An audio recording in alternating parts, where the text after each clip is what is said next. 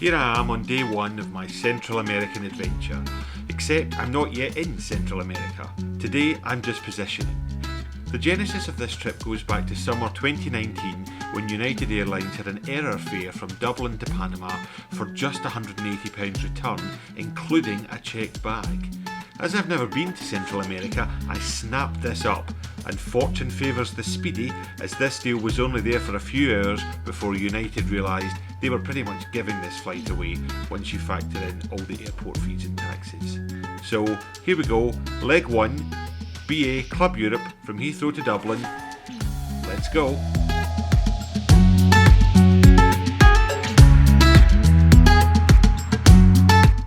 Today's flight is just a quick hour or so hop over the Irish Sea to Dublin. There isn't much to get excited about. A bog standard British Airways A320 with passable legroom.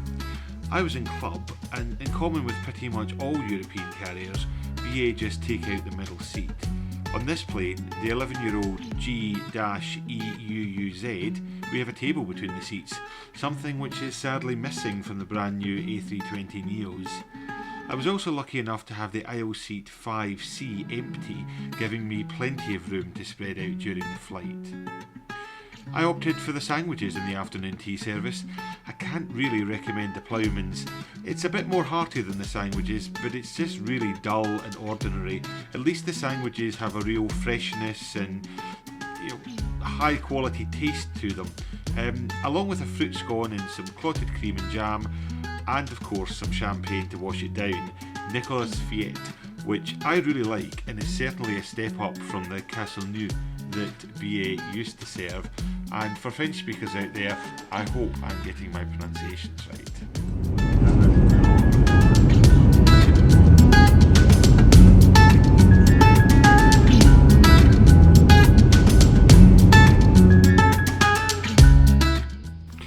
The views coming into Dublin were stunning and really made up for the bad weather in London and the bumpy flight. On approach, it was time to think about where I'm going to stay the night. I decided a while back I was going to put myself in the hands of HotelTonight, an app I've used a few times now. Their proposition is unsold hotel rooms for today, hence the name. You can book further out, but you don't tend to get the awesome pricing on the last minute deals. The risk, of course, is that you're at the mercy of what's left. But on a Monday in January, I didn't think that was too much of a risk.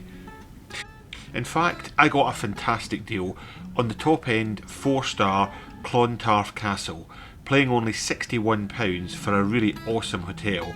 It's normally about £100 a night.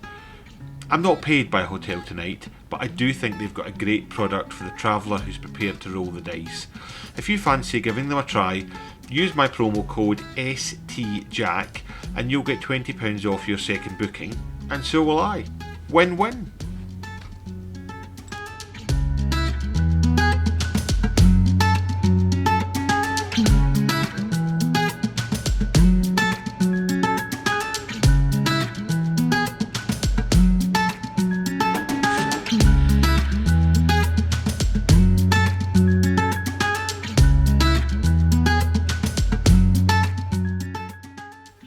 Clontarf Castle is visually stunning, and as my taxi drew up I was very impressed at what my £61 had bought me. It is a former castle that's been extensively refurbished, and in the public areas you still retain that castle-esque charm. It's really impressive. The room was very nice, products in the bathroom really nothing to write home about, functional, but I need to be at the airport tomorrow at 6 AM, so a comfortable bed and a hot shower are the basics, and this goes far beyond. I ate in the bar restaurant, and to whet my appetite I had a yummy whiskey sour, really nicely done. Then I had the fish and chips, a really nice fresh fish and a delicate batter, with the homemade tartar sauce being the star of the show. I can really recommend their bar menu. So that's me about to turn in for the night. Thanks very much for following me along. I hope you'll join me tomorrow as I fly to New York in the morning, where I'll change planes and then head to Panama, both on United. Not quite sure where I'm going to be staying in Panama yet, so it's probably going to be another Hotel Tonight mystery venue, but I'm really looking forward to it. Flying out to New York in economy with United, I've never flown with them before, and then on to Panama in their business product. So yeah, I think it will be an exciting day. Please do join me.